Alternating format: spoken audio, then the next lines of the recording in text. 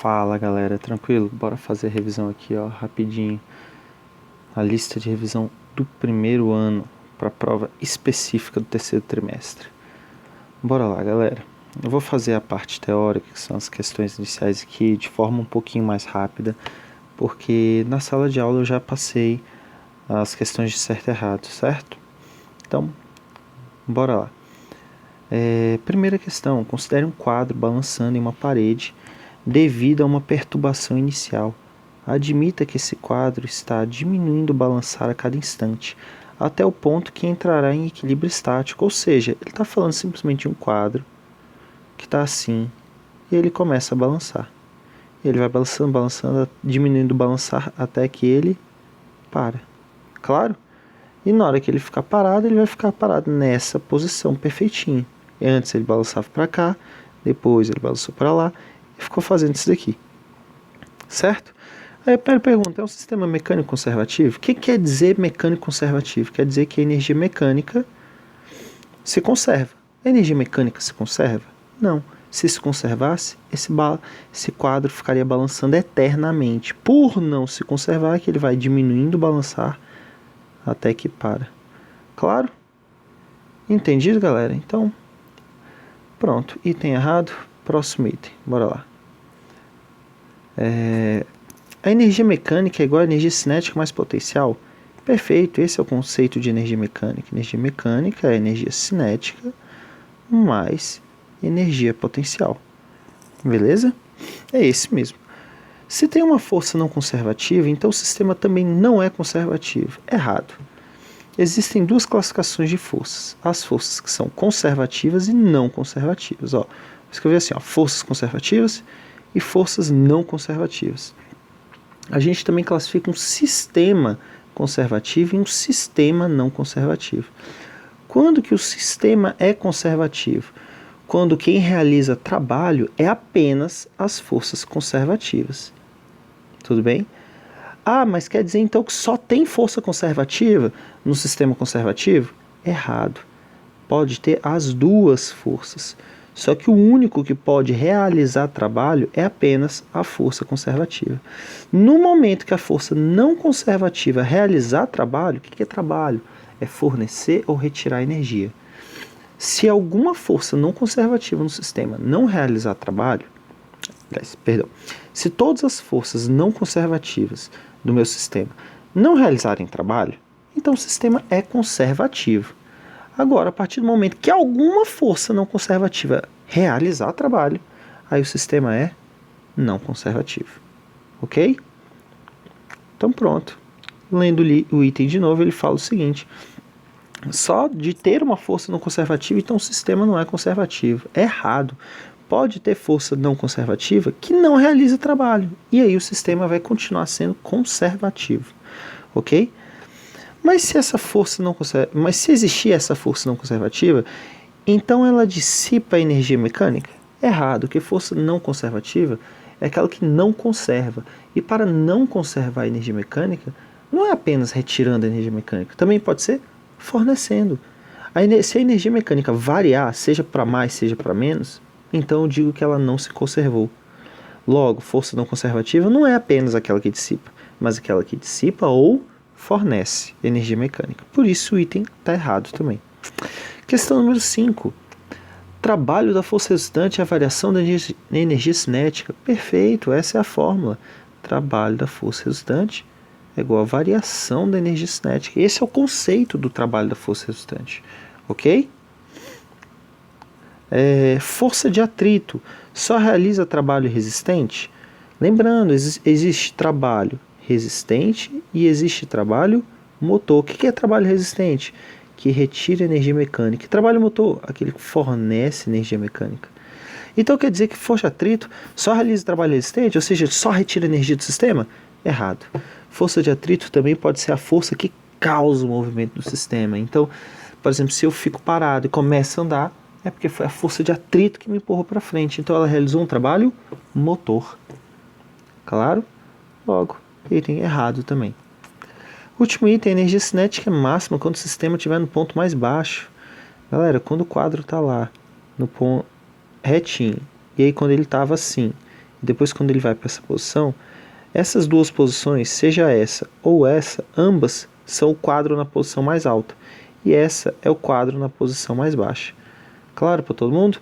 Qual delas ele vai ter maior energia cinética? Galera, quando ele passa pelo ponto mais baixo. Porque quando o quadro está no ponto mais alto, ele não tem energia cinética. Ele só tem potencial. Lembrando, se considerarmos a energia mecânica conservativa nessa situação, pelo menos por alguns instantes para a gente poder realizar uma análise, então a energia mecânica no ponto mais alto, vamos considerar aproximadamente igual a energia mecânica no ponto mais baixo. No ponto mais alto, eu não tenho energia cinética, porque no ponto mais alto é o ponto que ele tem que parar, porque chegou no ponto mais alto e vai ter que passar a descer. Então não tem energia cinética, só tem potencial. Já no ponto mais baixo é quando ele pegou toda a energia potencial que ele tinha aqui e transformou em cinética. E aí no ponto mais baixo é quando ele vai ter o maior teor de energia cinética. Claro? Então é mínima quando estiver no ponto mais baixo? Ou é máxima? Certo, vai ser máximo quando estiver no ponto mais baixo. Beleza? Então, questão número 2. Considere um corpo em movimento circular uniforme, julgue os itens. Lembrando, o movimento circular uniforme é aquele movimento de trajetória circular com velocidade em módulo constante. Aí eu pergunto, quantidade de movimento é constante? Errado, porque quantidade de movimento é um vetor que acompanha a velocidade. E no movimento circular, se a velocidade muda de direção e sentido, logo a quantidade de movimento também vai mudar de direção e sentido. Então o vetor quantidade de movimento é constante? Não, só seria se o seu módulo, sua direção e seu sentido fossem constantes. O que não acontece com a direção e o sentido, logo o item errado. Mas então quer dizer que o módulo é constante? Sim, por isso que o item 2 é correto. Ele fala que o módulo da quantidade de movimento é constante. Assim como o módulo da energia cinética também pode ser? Sim, como quantidade de movimento é massa vezes velocidade, energia cinética é mv² sobre 2. A energia cinética, diferente da quantidade de movimento que é um vetor, com a mesma direção e sentido da velocidade, a energia cinética é um escalar, e ele só se importa com o módulo das coisas que está na sua fórmula. Então a velocidade na energia cinética, aquela velocidade na fórmula, é constante. Eu posso falar, velocidade no movimento circular é constante? Não, porque a direção e sentido não se mantém. Mas aquela velocidade da fórmula da energia cinética, eu posso falar que é constante? Posso, porque na fórmula da energia cinética só está os módulos. E os módulos da velocidade é constante? Sim, são constantes. Logo, a energia cinética vai ser constante também, já que a massa é constante. Claro? Beleza, galera? Então, deixa eu apagar aqui. Então, item está correto, tanto 2 quanto 3, que fala que em módulo a quantidade de movimento é constante e que a energia cinética é constante. Bem? Item 4. Se o satélite soltasse uma peça no espaço, a quantidade de movimento dos dois corpos em conjunto se manteriam constante. Deveria estar escrito assim. Certo. Por quê? Primeiro, que satélite é esse que ele está falando? O enunciado está mal escrito, né? Ele falou, tipo assim, só considere um corpo movimento circular uniforme. O item 4 era para começar falando. Imagine que esse corpo é um satélite girando em torno da Terra. Então, se o satélite soltasse uma peça no espaço, a quantidade de movimento se conservaria. É mais ou menos essa a ideia. Está certo. Por quê? A quantidade de movimento vai se conservar se a força resultante externa no momento da mudança de movimento dos corpos for zero. Se a força resultante externa for zero, a quantidade de movimento se conserva. E é chamado de sistema isolado. Ok? Ou, segundo conceito, que é a mesma coisa, só que dito com outras palavras. Para definir se a quantidade de movimento é constante, você pode falar, se o que causou a mudança dos movimentos dos corpos foi uma força interna entre os corpos, então a quantidade de movimento se conserva também. Tudo bem?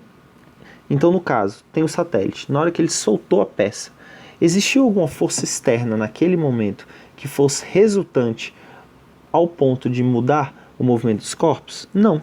Quem mudou o movimento dos corpos foi simplesmente o fato da peça ter soltado, foi o fato do satélite ter empurrado a peça e a peça ter empurrado o satélite. Então não teve força externa, logo a quantidade de movimento se conserva. Assim como eu também posso dar outro conceito e falar que como quem empurrou a peça foi o satélite, quem empurrou o satélite foi a peça, foi uma força entre os corpos que eu estou analisando, então é uma força interna. A quantidade de movimento se conserva também por essa teoria. Ok? Então, bora lá. Quinto item, se a velocidade triplicasse, a quantidade de movimento iria triplicar. Galera, quantidade de movimento é igual a massa vezes velocidade. Se a velocidade triplica, a quantidade de movimento também triplica. Já a energia cinética, se a velocidade triplica, a energia cinética é multiplicada por 9, porque a velocidade está ao quadrado. Se a velocidade triplica, quer dizer que ela é multiplicada por 3, e 3 ao quadrado dá 9, que é o quanto a energia cinética será multiplicada. Então o item está correto, ele fala exatamente o que eu acabei de falar. Tudo bem? Item 6. Se a quantidade de movimento dobrar, então a energia cinética quadruplicará. Aí você pensa, poxa, tá certo, porque se a velocidade dobra, a quantidade de movimento vai dobrar e a energia cinética vai quadruplicar. Mas o item está errado, porque em nenhum momento ele falou velocidade. Ele só falou quantidade de movimento dobrar. Para a quantidade de movimento dobrar, pode ou a velocidade dobrar, ou a massa dobrar, ou um meio termo dos dois que faça com que a quantidade de movimento dobre. Se eu não sei qual dos dois é que na verdade cresceu, qual dos dois é que foi multiplicado por um determinado número, então não tenho como eu afirmar o que vai acontecer com a energia cinética, porque se o que tivesse dobrado na quantidade de movimento fosse a massa, a quantidade de movimento teria dobrado, como o item falou, mas a energia cinética teria dobrado também, porque a massa é diretamente proporcional tanto à quantidade de movimento quanto à energia cinética. Então o que eu estou querendo dizer?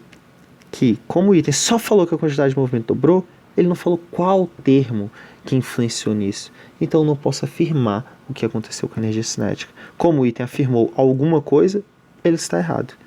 Ok? Questão 7. Se o sistema é isolado, o que é isolado? A quantidade de movimento se conserva. Também será conservativo. Quer dizer o quê? Que a energia mecânica se conserva. Errado, galera. A gente viu 3 tipos de colisões. Colisão elástica, que é quando o coeficiente de restituição é igual a 1. Colisão parcialmente elástica, que é quando o coeficiente de restituição está entre 0 e 1. E perfeitamente inelástico, que é quando é igual a 0. Lembrando, o primeiro e último que a gente fala perfeitamente elástico aqui, perfeitamente inelástico aqui, a palavra perfeitamente é desnecessária, tudo bem? Então aqui no primeiro eu posso só falar sistema elástico. No último posso falar simplesmente sistema inelástico. E no do meio, aí não pode tirar a palavra, tem que ser parcialmente elástico. Ok? Galera, a quantidade de movimento se conserva nesses 3 casos, mas a energia só se conserva no primeiro. Nos outros 2, a energia não se conserva, o que já anula o item 7. Anula em que sentido? Transforma errado. Ou seja, o sistema é isolado. Os 2 últimos aqui, tanto parcialmente elástico quanto inelástico, eles são isolados, porque a quantidade de movimento se conserva. Mas será conservativo? Ou seja, sua energia mecânica também vai conservar? Não, não vai. Ok? Só conserva na perfeitamente elástica, ou simplesmente elástica. Beleza? Então, item está errado. As forças internas podem variar a quantidade de movimento? Opa, dá um pause. Aí lembra, o que pode variar a quantidade de movimento? As forças externas. Se tiver força restante externa, tem variação na quantidade de movimento. Se não tiver, não tem. Como eu não falei em nenhum momento sobre força interna, é porque ela não influencia. Logo, quando a fórmula fala apenas de, ou quando a teoria de conservação da quantidade de movimento fala que é a força restante externa, é apenas a externa. Não importa as forças internas. Ok? Então, terceira questão, uma questão bem simples, objetivo direto, ele fala, um corpo possui quantidade de movimento de tanto e velocidade de tanto. Eu só peguei a fórmula e substituí. Quantidade de movimento, 50 mil. Velocidade tem que estar no sistema internacional, que é 20 metros por segundo. Divide por 3,6 os 72, tudo bem? E aí tá aqui a fórmula, e eu botei a quantidade de movimento 50 mil como no enunciado e a velocidade 20. Só passei o 20 dividindo a massa do 2.500. Pronto, acabou a letra A. Simples, objetiva e direta. Ok? Letra B. Mas se quisermos manter essa quantidade de movimento, mas quisermos dobrar a velocidade, então olha, vou usar a mesma fórmula, vou manter a quantidade de movimento, só que eu vou dobrar a velocidade. O que vai acontecer com a massa? Só fazer o cálculo, passo 40 dividindo, vai dar 1.250, exatamente metade da massa inicial. Por quê?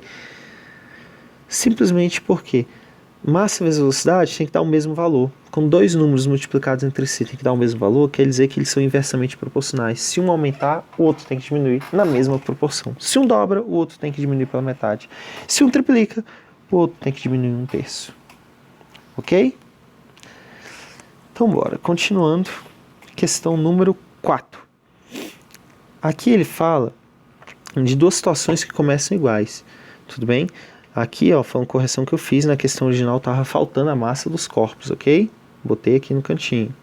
Então, continuando. Aí, ó. Aqui eu dou dois casos. Dois casos que começam iguais. A situação inicial dos dois é a mesma. Porém, em ambos os casos, eles sofreram uma força. A força é diferente em ambos os casos. Mas fez com que no primeiro caso, a velocidade que era de 10 para a direita aumentasse para um valor V que eu não sei. Já no caso 2, ele pegou aquela velocidade de 10 para a direita e ao sofrer a força, acabou virando 20 para a esquerda. Tudo bem? Logo, quer dizer que no caso 1, para onde vai estar a força? Vai estar para a direita, porque se a força não tivesse para a direita, não teria como a velocidade na situação final não ser maior do que na situação final, inicial. Tudo bem? Já o caso 2, a situação final é diferente. A situação final, por ser para a esquerda e o inicial para a direita, quer dizer que ele sofreu uma força para a esquerda para fazer com que mude de sentido os vetores velocidade no caso 2. Tudo bem? Então, continuando. Considere que uma força de 10 newtons foi aplicada por 15 segundos no caso 1. Opa, ele deu a força e o tempo. O que eu posso calcular com isso? Lembrando, a gente já aprendeu impulso e quantidade de movimento. Como é que eu vou calcular impulso? Força vezes o tempo. Ele deu a força? Deu. Deu o tempo? Deu. Então é só multiplicar os dois? É. Quantidade de movimento, lembrando do teorema do impulso, que é a segunda lei de Newton original, é impulso igual a variação da quantidade de movimento. E o que é variação da quantidade de movimento? Quantidade de movimento final menos inicial. Mas por que eu estou falando isso? Porque eu vou substituir já o valor do impulso direto nessa fórmula. Olha só, impulso é igual a variação da quantidade de movimento. O que é impulso? Força vezes o tempo, como já descrito aqui no texto. Ok? Descrito aqui, perdão. Aí então, ó, impulso é força vezes tempo. Força 10, tempo é 15. Impulso vai dar 150. Lembrando, impulso tem mesma direção e sentido da força, e quantidade de movimento, mesma direção e sentido da velocidade, tá? Então, impulso, como mesmo sentido da velocidade, eu estou analisando o caso 1 aqui. Quem é o caso 1? Tá aqui. Força vai estar para onde? Para a direita. Vou considerar tudo para a direita positivo, tá? Então, impulso inicial, ó, o impulso é 10 vezes 15 para a direita. Quantidade de movimento final é massa vezes velocidade final. A massa, como eu já disse, está aqui, ó. Tinha esquecido de colocar na questão original. A massa vale 10. Então, qual é a quantidade de movimento final? 10 vezes a velocidade, que eu não sei quanto vale. Tudo bem? Menos quantidade de movimento inicial. Qual é a quantidade de movimento inicial? Massa vezes velocidade. A massa vale 10. E a velocidade também é 10. Por isso que deu 10 vezes 10. Tudo bem? Ao resolver isso aqui, como é que a gente faz? Eu normalmente escolho sempre para a direita positivo. Logo, esse impulso vai virar um valor positivo, a quantidade de movimento final vai dar 10V e a quantidade de movimento inicial 10 vezes 10. Tudo bem? Vai dar 100. Só resolver a equação, ó, botando positivo tudo que vai ficar para a direita e colocando negativo tudo que vai ficar para a esquerda. Ah, professor, pode ser o contrário? Pode, é o que você escolher, vai dar correto do mesmo jeito. Então, olha só. Impulso para a direita, quantidade de movimento final menos inicial. Basta resolver a questão e já está aqui a resposta. 25 metros por segundo. Basta partir a partir dessa equação aqui que está certinha. Beleza? Então, letra B. Qual é o impulso que causou o caso 2? A gente calculou tudo do caso 1 aqui, né? Então, bora calcular o do caso 2. A gente vai usar aqui fórmula? A mesma da letra A. Impulso é igual a variação da quantidade de movimento. Só que a gente está analisando agora o caso 2. O caso 2, a velocidade estava para um lado e foi para o outro. Quer dizer que ele sofreu uma força para a esquerda para ter mudado o sentido da velocidade. Logo, qual impulso causou o caso 2? É impulso que é igual a variação da quantidade de movimento. Impulso vai ser um vetor para a esquerda, como está no enunciado já, né? Deduzível isso. A quantidade de movimento final vale quanto? Olha lá, situação final, 20 para a esquerda. Então vai ficar 10 vezes 20, massa vezes velocidade. Só que como quantidade de movimento vai estar para a esquerda, certo? E a gente vai adotar todo o referencial positivo para a direita. Logo, tanto o impulso quanto a quantidade de movimento final, ambos vão ficar negativos. Já a quantidade de movimento inicial é massa vezes velocidade, 10 é a massa e a velocidade é 10, então vai ficar 10 vezes 10. Essa é a quantidade de movimento inicial. Lembrando que, como a quantidade de movimento acompanha a direção e sentido da velocidade, a quantidade de movimento inicial vai ficar para a direita e a quantidade de movimento final para a esquerda. Tudo bem? Então, olha o que eu escrevi. Impulso é igual a quantidade de movimento final menos inicial. Acabou a questão. Vou adotar tudo para a direita positivo, ou para a esquerda, perdão. Logo, impulso, como está para a esquerda, vai ficar positivo. 10 vezes 20 dá 200, como está para a esquerda, vai ficar positivo.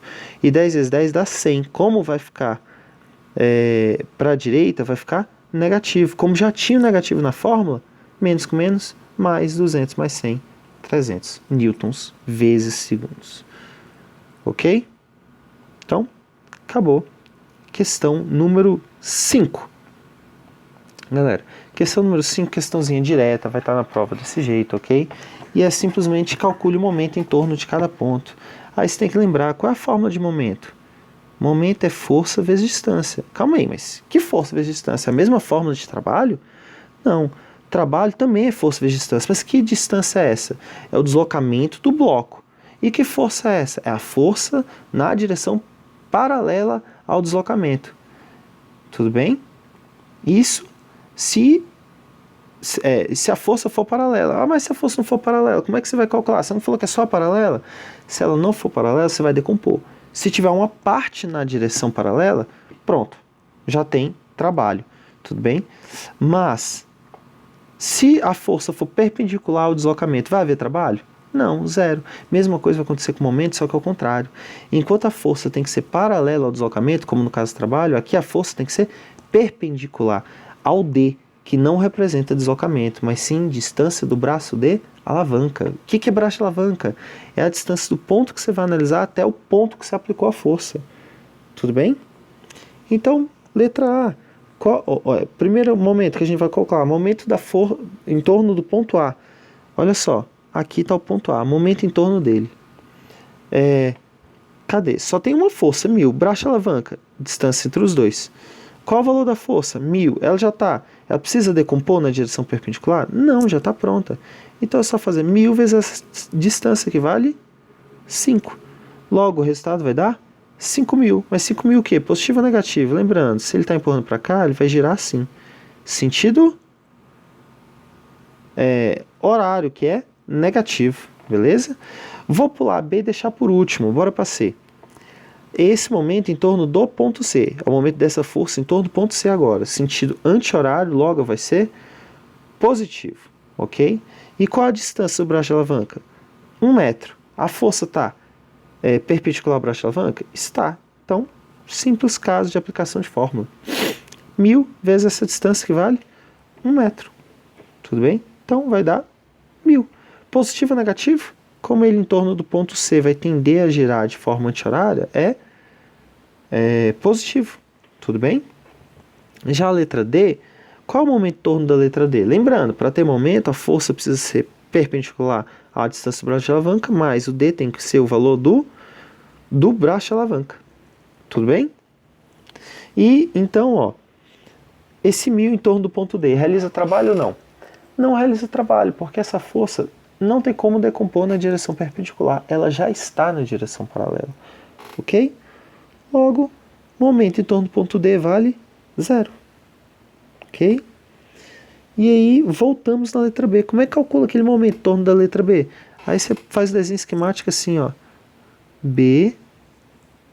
E aqui tem um nome para o bloquinho, alguma coisa? Ah, não, é só aquele parafuso ali. É só uma força de 1000 assim. Galera, o que a gente faz aqui? A gente tem que decompor essa força na direção do braço de alavanca, que é essa peça aqui. Então eu vou pegar essa força e decompor uma parte na direção perpendicular e uma parte na direção paralela. Tudo bem? Opa, pontilhei errado a linha aqui. Aí. Então olha só.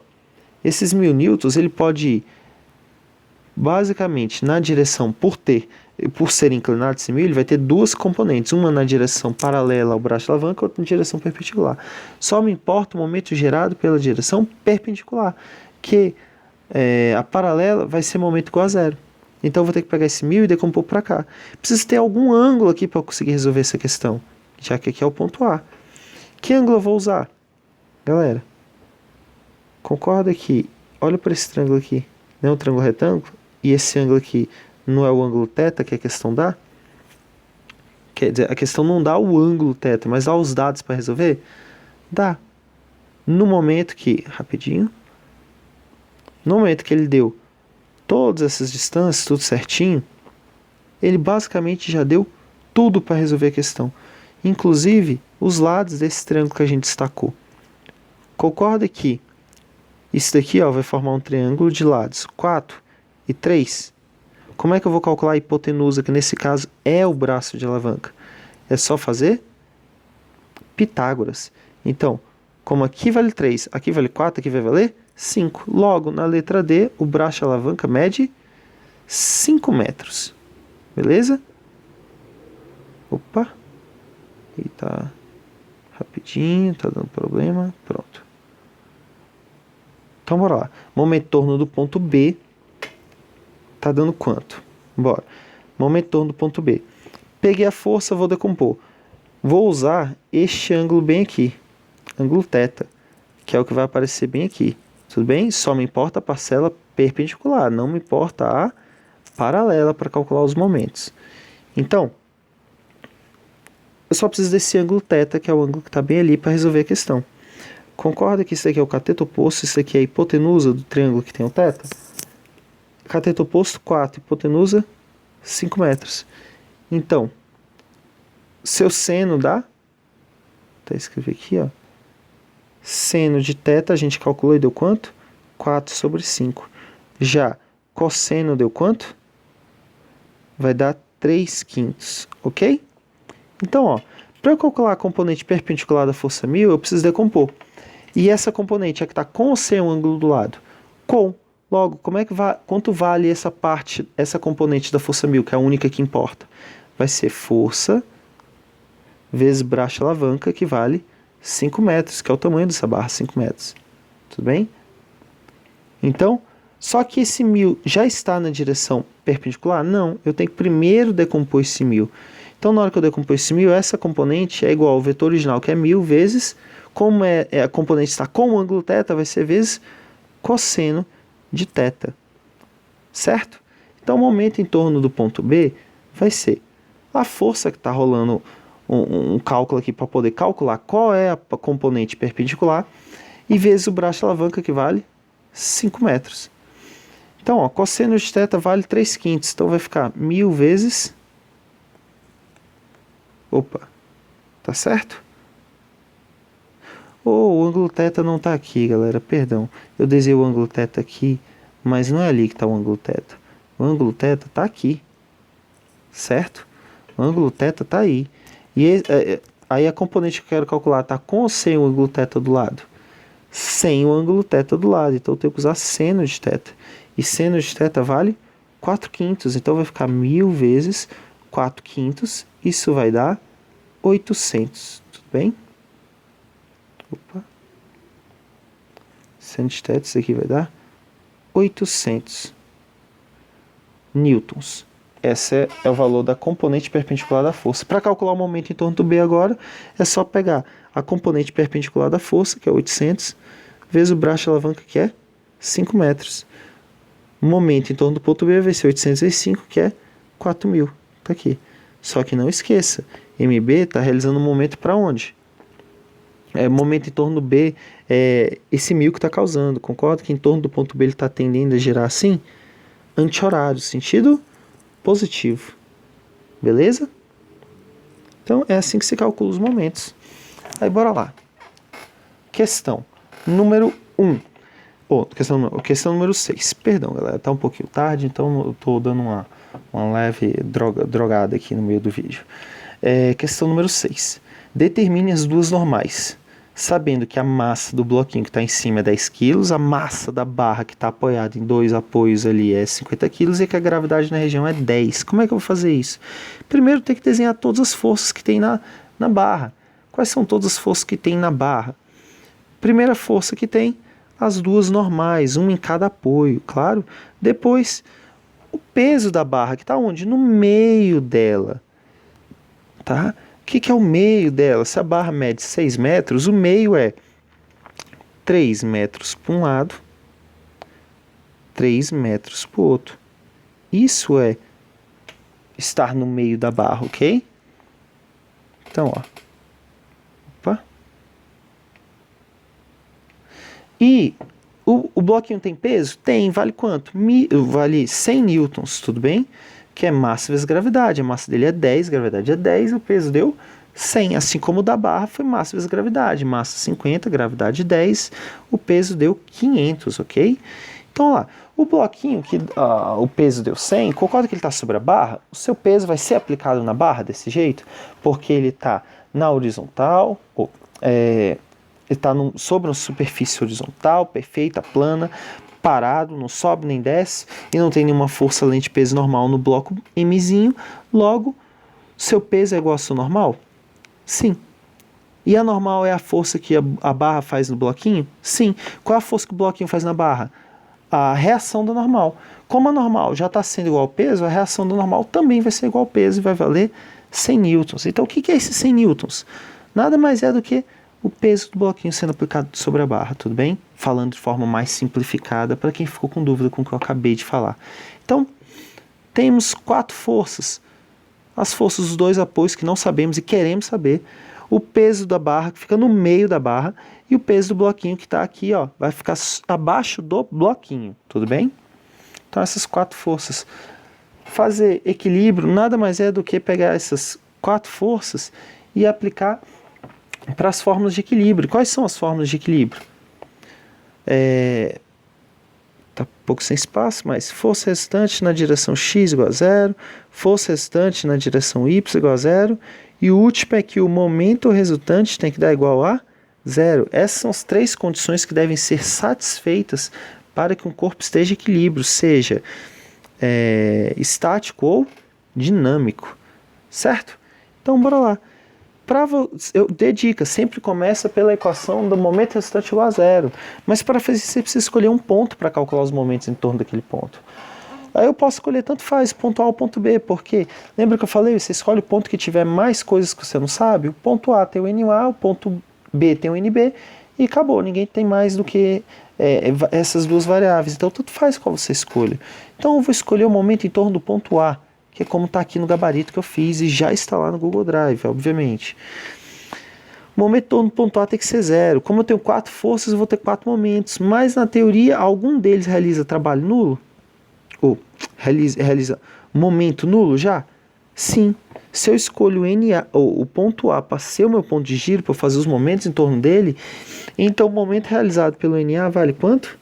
0, porque não tem braço de alavanca. Quando uma força é aplicada no ponto que você escolheu para analisar os momentos, essa força não realiza momento. Por isso que a gente escolhe esse ponto normalmente onde está um monte de coisa que você não sabe nem quer saber, porque ele anularia o momento dessas coisas e não precisaria calcular, ok? Então na hora que eu vou fazer aqui, ó, soma dos momentos em torno do ponto A, eu nem preciso calcular o momento da força NA, porque é 0. Só vou calcular o momento das outras 3.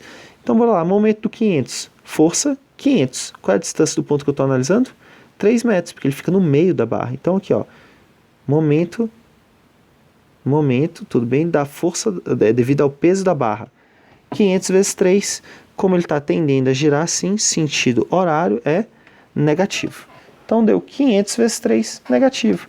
A próxima força é o 100. Qual o valor da força? 100. É perpendicular? É. Qual o tamanho do braço de alavanca? Como toda barra é 6, esse tamanho aqui é 2, logo a distância para o braço de alavanca tem que valer 4 metros. Então pensa, você tem uma força de 100 com a distância de 4 metros. Qual o momento? 100 vezes 4. Força vezes braço de alavanca. Só que isso daqui tende a girar em torno do ponto A no sentido horário. Então, momento negativo também. Então, ó, 100 vezes 4 é negativo. Falta a última força. Qual? NB. Ela já é perpendicular? É. Então, não precisa decompor nada? Não. NB vale quanto? NB. É o que a gente quer saber. Qual é a distância que ele está do ponto A, que é o que a gente está usando para analisar? 6 metros. Então, vai ficar... Momento é força vezes distância. Então, no caso dessa questão, o NB vai valer quanto o momento dele? NB vezes 6 metros, que é o tamanho da barra. claro. Resolvendo essa equação que só tem uma única variável, NB vale 316,7 newtons. E acabou metade da questão. Mas a outra metade é mais simples, que é o quê? Já que você já calculou NB, agora calcula NA. Aí é mais fácil se você usar a seguinte ideia. Soma das forças na direção vertical tem que ser quanto também? 0. Logo, as forças para cima, se eu considerar positivas, as forças para baixo vão ficar negativas. E a soma de todos tem que dar 0. Então, se eu considerar para cima positivo, vai ficar NA mais NB menos 500 menos 100 igual a 0. Beleza? Então aqui, ó, NA mais NB, as forças que estão para cima, menos 500 menos 100, as forças que estão para baixo, a soma de todos tem que dar 0. NA mais NB, então, vai ter que dar 600. Como eu já sei o valor do NB, o NA vai ficar 283,33333. Beleza? Ok? Vai ter uma desse jeitinho na prova também, tá? E aí, por último, agora a questão número 7, que também vai ter uma desse jeitinho. E a gente não tinha feito ainda, durante a aula normal, questões que tinham gráfico, mas o conteúdo para resolver a questão já foi dado em sala de aula tudo certinho? Claro que foi.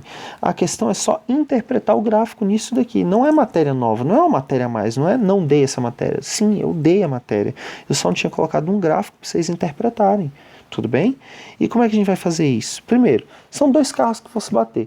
Carro A indo para a direita, carro B indo para a esquerda. Nem precisava dessa ilustração, mas eu fiz para facilitar a visualização de vocês. E aí olha para o gráfico. Corpo A está em vermelho lá no gráfico. O corpo B está em azul lá no gráfico, ok? Então, ó, vou escrever aqui, ó. A em vermelho, B em azul. O corpo A, antes da colisão, tinha que velocidade. Olha para o gráfico. Os corpos tinham uma velocidade, aí do nada muda a velocidade e vira outra. O que aconteceu para ter mudado assim a velocidade? Os carros se chocaram, tudo bem? Então, isso daqui é a velocidade que o carro tem antes do choque, isso daqui é depois do choque. Mas qual o valor dessas velocidades? Ó, antes da colisão, o corpo A tinha uma velocidade de 5, e depois da colisão a velocidade é 1, claro? Já o corpo B é o contrário, a velocidade inicial era menos 2 e passou a ser 3. Beleza? Então, como é que a gente vai aplicar isso? Olha só. Primeira pergunta da letra A é: qual é o coeficiente de restituição? O que é coeficiente de restituição? É velocidade de afastamento sobre aproximação. Lembra, velocidade de afastamento e aproximação são velocidade relativa entre os corpos antes da colisão e após a colisão. Beleza? Então, velocidade de afastamento. Como é que a gente faz? Lembra, velocidade relativa, já dei a dica, o contrário da soma vetorial. Galera, na situação inicial, ó, vamos escrever assim, ó, situação inicial e situação final do corpo A e do corpo B. Qual a situação inicial do corpo A? Qual a velocidade inicial do corpo A? Mais 5. E a do corpo B? Menos 2. Qual a velocidade final do A? 1. Positivo. E a final do B? 3. Positivo. Aí eu te pergunto, galera, o que é isso, a velocidade positiva e negativa? Quer dizer que está seguido o sentido da trajetória e negativo está no sentido contrário. Mas para que lado, professor? Tanto faz. Vai dar certo do mesmo jeito para que lado é o lado positivo, ok? Mas como a gente já tinha dado uma ilustração na questão, vamos usar a ilustração. Isso aqui é o desenho dos carros antes da colisão. E antes da colisão, a velocidade do carro A é positivo e a velocidade do carro B é negativo. Como a velocidade do carro A é positivo e a do carro B está dando negativo, e a do carro A está para a direita e o da B está para a esquerda, logo eu vou dizer que todas as coisas que tiverem para a direita vão ser positivas e tudo que tiver para a esquerda vai ser negativo. Então olha só, quais são as quantidades de movimento inicial dos dois corpos e a final dos dois corpos? Opa, perdão, já misturei com a letra B, certo? Perdão, foi o sono aqui, calma, voltando para a letra A. Ó, coeficiente de restituição, voltando, velocidade de afastamento sobre a aproximação. Como é que eu vou calcular a velocidade de afastamento? É a velocidade relativa dos corpos após a colisão, ou seja, na situação final. Então, bora calcular essa velocidade de afastamento. Concorda que na situação final as duas velocidades têm o mesmo sinal? Quer dizer que eles estão no mesmo sentido? Lembrando, velocidade relativa, a gente vai fazer o contrário do que seria a soma vetorial. Se eu fosse somar dois vetores que tinham a mesma direção e sentido, que é o caso da situação final, o que a gente faz com dois vetores que têm a mesma direção e sentido e você quer somar vetorialmente? Você vai somar os seus módulos, mas como velocidade relativa é o contrário, você vai subtrair. Se um é 1, o outro é 3, vai ficar 3 menos 1, o maior menos o menor sempre. Logo, a velocidade relativa vai dar quanto? Quanto é 3 menos 1? 2. Velocidade relativa de afastamento vale 2. Opa, calma aí. Então vamos fazer a de aproximação para ver se deu para entender, né? A aproximação é a velocidade relativa na situação inicial, aproximando-se um do outro antes da colisão. E você vê que a velocidade inicial dos dois tem sinais opostos. Quer dizer que eles andam em sentidos opostos no início? Sim. Quer dizer que um era para um lado, outro era para o outro? Sim. Se você fosse fazer soma vetorial desses dois vetores, essa soma vetorial ia somar ou subtrair os seus módulos? Quando dois vetores estão em sentidos opostos, você vai fazer sua soma vetorial e se implica, ó, dois vetores em sentidos opostos, você vai fazer soma vetorial. Isso implica que você vai, na verdade, subtrair os módulos, ok? Mas, como eu estou falando, velocidade relativa é o contrário. Então você não vai subtrair os módulos, você vai somar para calcular a velocidade relativa. Como um é 5, o outro é 2 em módulo, a velocidade relativa vai ser a soma dos dois, vai dar 7. Beleza? Ok? Esse daqui é mais 5, porque era para a direita. Tudo que é positivo aqui é porque é para a direita, certo? A gente está seguindo a ilustração inicial da questão, que é este desenho e o gráfico, que é o que serve para deduzir para que lado é positivo e para que lado é negativo. Beleza? Então, qual é o coeficiente de restituição? Velocidade de afastamento sobre aproximação, 2/7. Acabou a letra A. Pronto. Vai ter uma pergunta desse jeitinho na prova, tudo bem? Já a letra B, como é que a gente vai fazer? Ele perguntou a razão entre as massas. Aí para e pensa. Lembra que eu falei que questão de equilíbrio, a gente usa só duas fórmulas nessas questões de equilíbrio? Quais são essas fórmulas? Olha só. A primeira fórmula é coeficiente de restituição é igual a velocidade de afastamento sobre velocidade de aproximação. E qual é a outra fórmula? Que a quantidade de movimento se conserva, ou seja, quantidade de movimento inicial igual a final.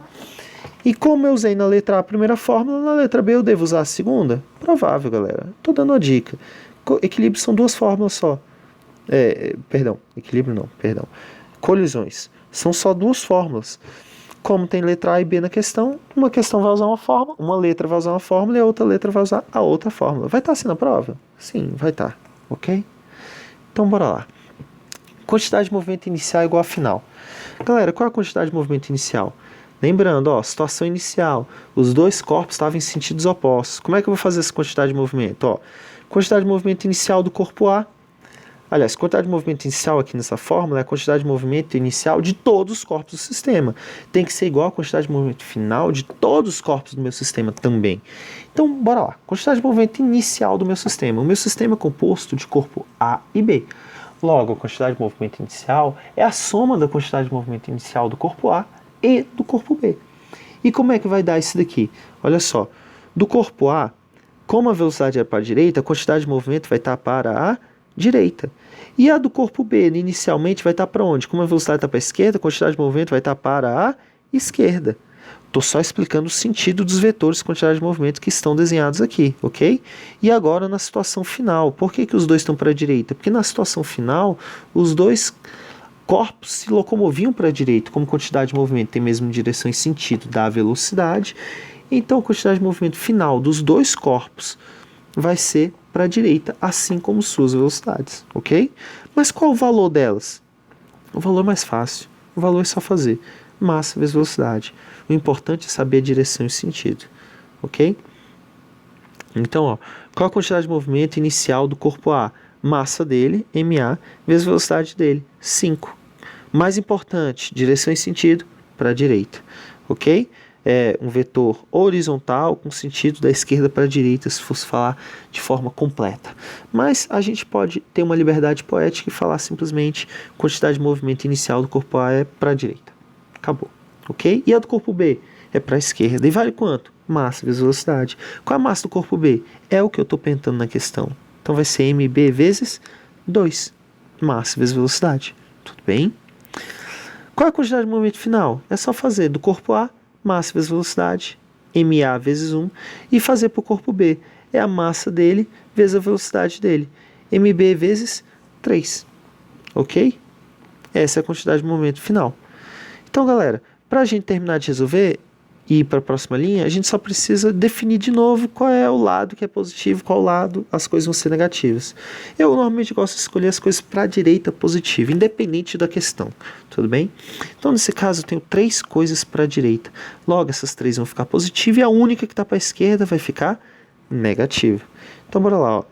MA vezes 5, 5MA. Como está para a direita, e eu vou adotar o meu padrão para a direita como positivo, então vai ficar 5MA positivo.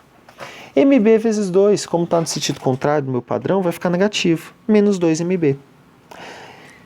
MA vezes 1, que é a quantidade de movimento do corpo na situação final, está para a direita, positivo, então vai ficar mais MA. E o MB vezes 3, que é a quantidade de movimento final do corpo B, também está para a direita, também está seguindo o sentido padrão, sim, então também vai ficar positivo. Galera, aqui agora acabou, só resolver a questão. Uma equação com 2 variáveis, não tem como calcular cada uma das variáveis, mas ele não perguntou isso, ele perguntou a razão entre as variáveis, então é mais simples do que vocês imaginam. Junta de um lado da equação tudo que tem MA, junta do outro lado tudo que tem MB. Olha só, vou passar esse MB para lá, tudo bem? Ele não está negativo, é para lá positivo, então vai ficar 3MB mais 2MB, vai dar 5MB. Ok até aqui? Já o próximo é o quê? Vou pegar esse MA e passar para o outro lado, subtraindo. Vai ficar 5MA menos MA, vai dar quanto? 4MA. Ok, galera?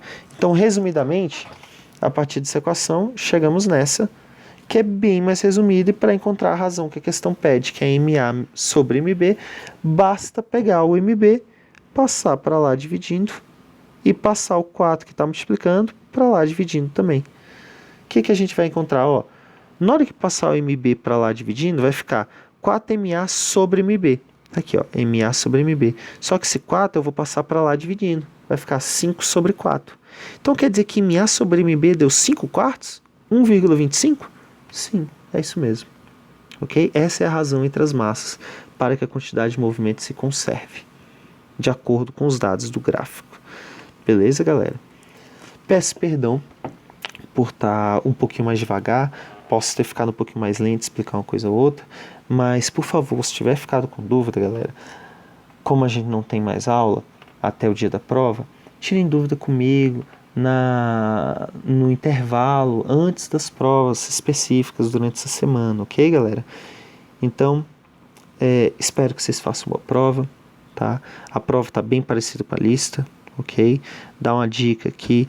As questões mais difíceis da prova, pode-se dizer que são essas duas, vão estar na prova, e está bem parecido com o que eu botei na lista, ok? Então, galera, é isso aí, e tchau, obrigado, boa prova.